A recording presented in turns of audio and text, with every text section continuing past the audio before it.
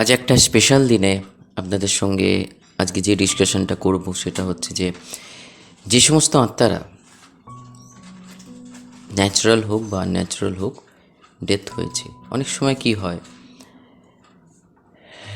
আত্মা বা স্পিরিট মৃত্যুর পর আমাদের সঙ্গে কন্ট্যাক্ট করতে চায়। অনেক সময় এটা মাইন্ডে রাখবেন। আবার অনেক সময় কি হয়, একে অপরের প্রতি যিনি মারা গেছেন, যিনি শরীর ত্যাগ করেছেন, সে যে কোনোভাবেই হোক, তার প্রতি যদি আকর্ষণ থেকে যায়। তবে প্রাকৃতিক নিয়ম অনুযায়ী ব্যাপারটা হয় কি, যত দিন এগোতে থাকে আমাদের চোখের জল শুকোতে থাকে। দিস ইজ নিয়ম। বাট অনেকে সুখ হয় না, তখন আমরা তাদের সঙ্গে কন্ট্যাক্ট করার চেষ্টা করি। তো এই দুটো বিষয় নিয়ে আজকে আমরা ডিসকাস করব। Welcome back paranormal care. আশা করি আপনারা সবাই সুস্থ আছেন, ভালো আছেন। আজকে একটা শুভ দিনে এই এপিসোড আমি রিলিজ করছি। আর আজকে আর একটা আমার হ্যাপির খবর, চ্যানেল যবে থেকে বানিয়েছি, হ্যাঁ আগেও অনেক মানুষকে উপকার করেছি, আজকে একজন চ্যানেলেরই সাবস্ক্রাইবার চাই। দেখুন, কোনো চ্যানেলই, আমি তো শুধু প্যারানর্মাল কেয়ারের উপর কাজ করছি না, অন্যান্য চ্যানেলও কাজ করছি, যেটা পশু পাখির চিকিৎসা। তো প্রত্যেক সাবস্ক্রাইবার নয় আমার কাছে ভাই বোন বা দাদা দিদি হিসাবেই আমি দেখি। তো এখান থেকেও একজন দিদি কন্ট্যাক্ট করেছেন তার পার্সোনাল প্রবলেমের জন্য। কী প্রবলেম সেটা আমি বলতে পারছি না, বাট আপনার যদি কোনো সমস্যা থাকে, কোনো স্পিরিট লেভেলে কোনো সমস্যা, বা বাড়িতে কোনো ধরনের এন্টিটির উপস্থিতি আপনি বুঝতে পারছেন, তো you can contact me by WhatsApp and phone, মোবাইলের। আমার সাধ্য মতন যেটুকুনি নলেজ আমি আমার গুরুদেবের থেকে পেয়েছি এবং আমি নিজের প্র্যাকটিসের মাধ্যমে সংগ্রহ করেছি যে বিদ্যা, সেটার মাধ্যমে সাহায্য করার চেষ্টা করব। তবে এখানে কোনো পয়সা কড়ির ব্যাপার নেই। তবে হ্যাঁ, এখানেও বলে রাখি, আজকের দিনে মানুষ পয়সা ছাড়া অন্য কিছু চিন্তা করতে পারে না। তাই জন্য পয়সার গুরুত্ব এখানে সর্বশ্রেষ্ঠ। তার মানে এটা নয় পয়সা ছাড়া কাজ হয় না, বাট মানুষ যেখানে পয়সা ফ্রিতে কাজ পায় তার গুরুত্ব ভুলিয়ে যায়। তো এইটা মাথায় রেখে কন্ট্যাক্ট নিশ্চয়ই করতে পারেন। তো চলুন আমরা আমাদের আজকের যে উদ্দেশ্য, যে এপিসোডটা লঞ্চ করছি সেটা আরম্ভ করছি।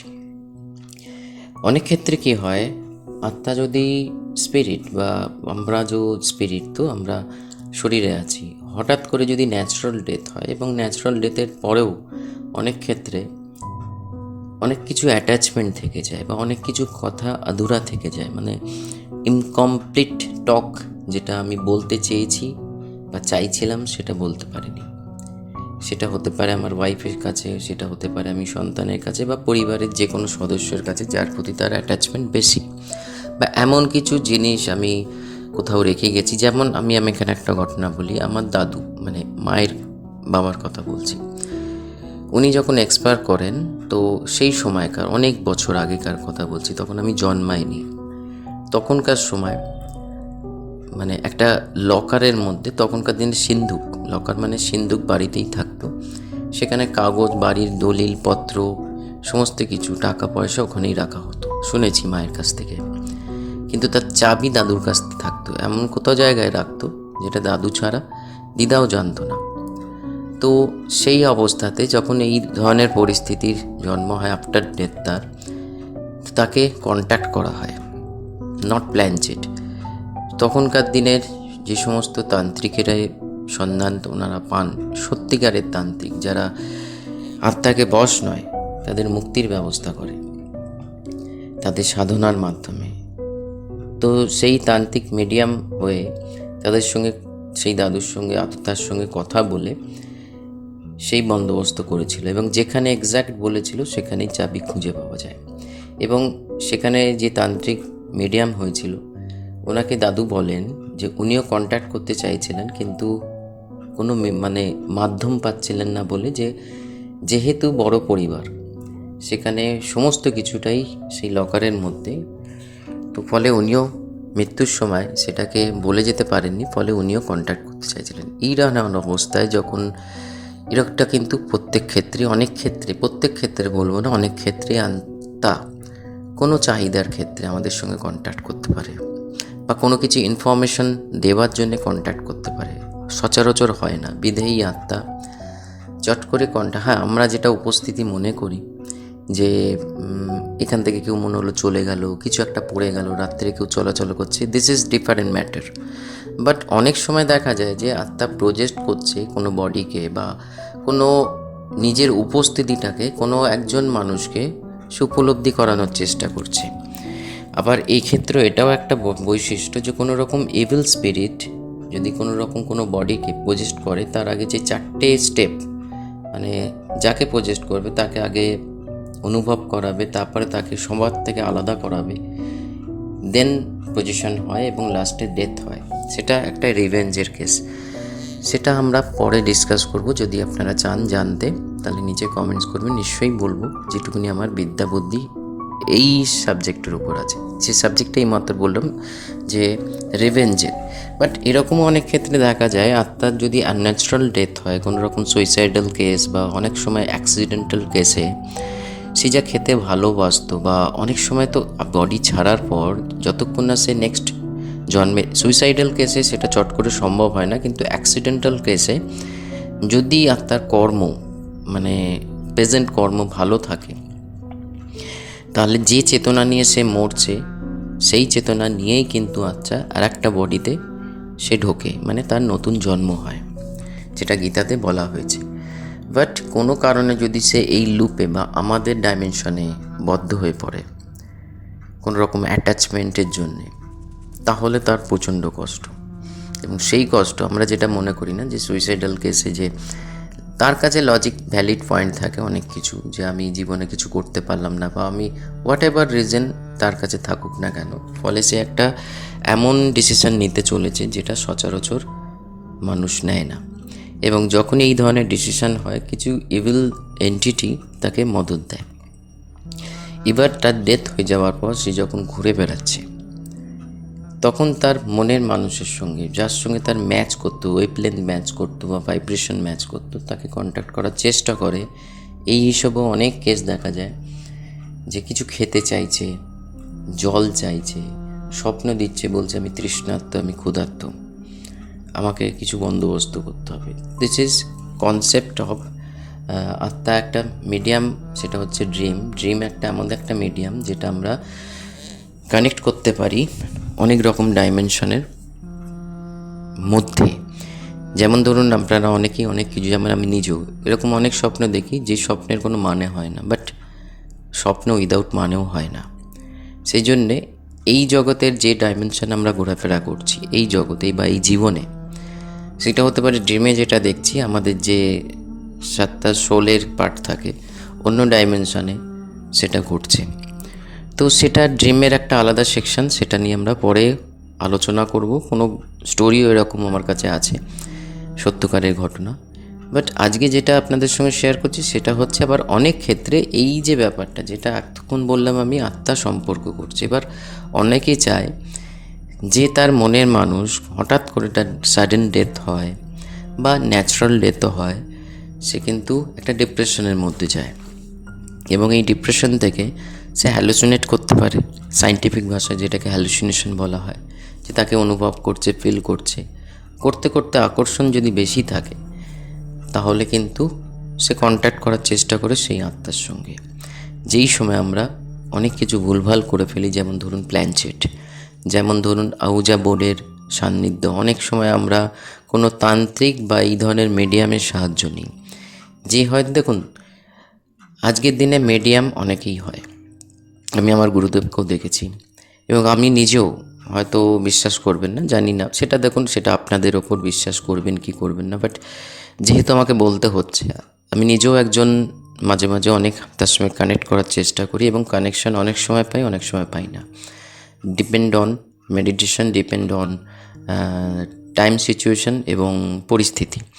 তো অনেক ক্ষেত্রে এটাও দেখেছি যে কোন আত্মা সাডেন ডেথ হলে বা কোন আত্মাকে, যাকে আমি আত্মা হিসাবে এই কারণে বলছি, যাদের আজকে ধরুন 2 দিন আগে সে আমার একজন আত্মীয় ছিল কিন্তু এখন সে বিদেহী, তো সে কন্ট্যাক্ট করার চেষ্টা করে। আমি ড্রিমের মাধ্যমে আগে দেখি, দেন আমি আমার প্রসিডিওর যেটা আমাকে গুরু শিখিয়েছে সেটার মাধ্যমে কন্ট্যাক্ট করার চেষ্টা করি।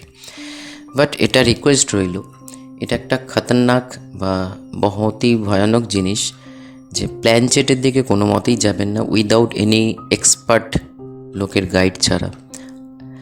বা এমন কোনো এই সমস্ত ব্যাপারটা এতটাই আমাদের মাথার মধ্যে তখন ঘোরাফেরা করে আমাদের চট করে সদ্বুদ্ধি আসে না। সদ্বুদ্ধি বলতে যে দেখুন, আমি দুদিন আগে একটা এপিসোড বানিয়েছিলাম যে ইউনিভার্স আমাদের কিন্তু মেসেজ সেন্ড করছে।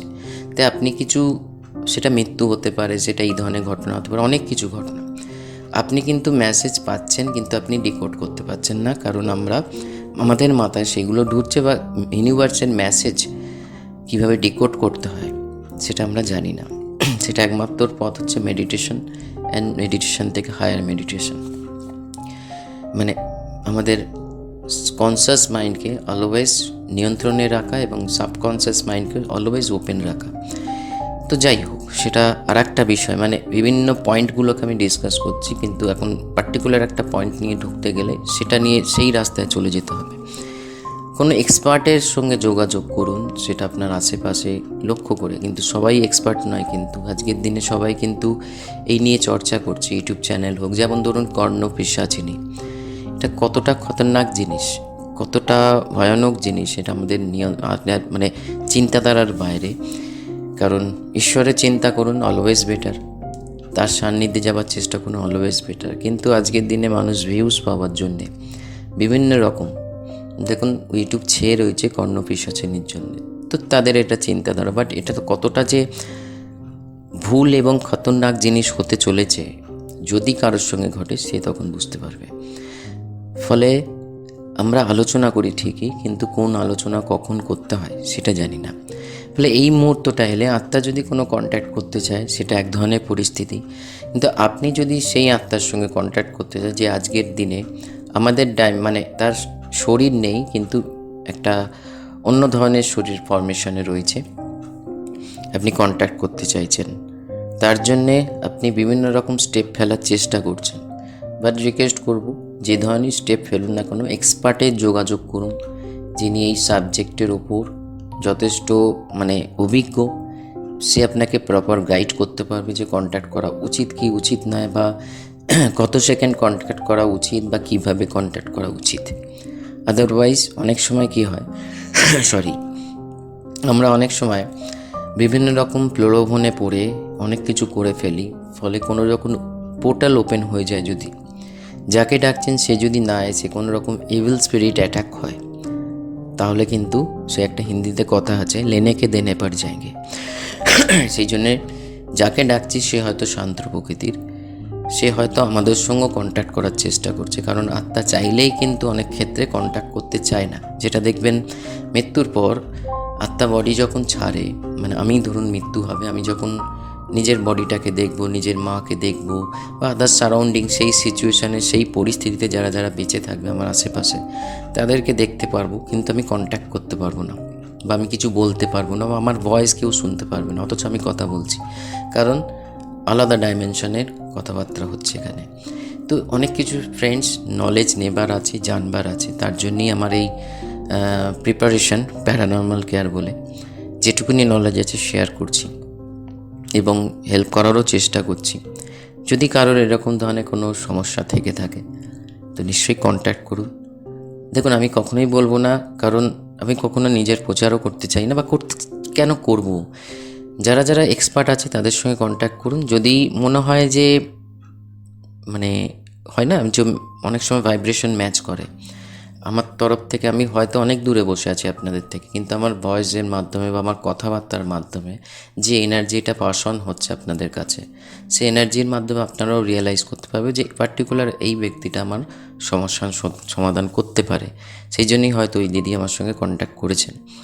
যাই হোক, দুটো নিয়েই চিন্তা করলাম, বললাম আমি দু তরফ থেকেই কন্ট্যাক্ট আসতে পারে। তবে ওনার তরফ থেকে এলে অনেক ক্ষেত্রে দেখা যায় যে উনি যে আমার সঙ্গে কন্ট্যাক্ট করছে, অনেক সময় অনেক প্রেত সেই রূপ নিয়ে আমাদের সঙ্গে কন্ট্যাক্ট করে তার মানে চাহিদা বা যে সমস্তগুলো অধুরি ইচ্ছা কমপ্লিট করতে চায়। তো be careful, this is not মানে কোনো সিনেমার দেখছি না যে 2 ঘন্টা দেখলাম আর হয়ে গেল, ভালো খারাপ ডিসকাশন করে বাড়ি চলে গেলাম। This is real life. Be careful, be serious. ভালো থাকুন, সুস্থ থাকুন, ঈশ্বরের সান্নিধ্যে থাকুন, সবার ভালো করুন। নমস্কার।